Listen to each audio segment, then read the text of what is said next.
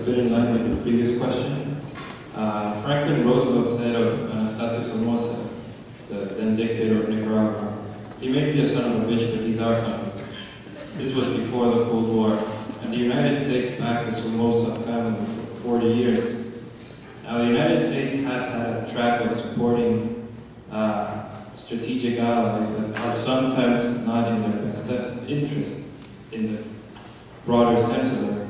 So, to what extent is this support for Israel sort of perhaps reckless, in quotations, foreign policy making on the hand of foreign policy makers in the US? Well, just to be clear, there is no doubt that the United States has a rich history of supporting thugs like Somoza around the world.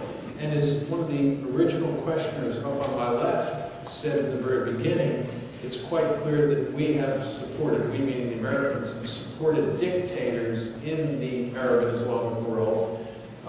And that this has been one of the causes of our terrorism problem. There's no question about that. But Israel is not a military dictatorship, and it bears little resemblance to Somoza's Nicaragua. And I would point out also that the reason that the United States supports countries like Jordan and countries like Egypt and countries like Saudi Arabia, which are hardly democracies. And the reason, by the way, as you all remember, that the United States jumped into bed with Saddam Hussein in the 1980s was because the United States thought that it was in its strategic interest.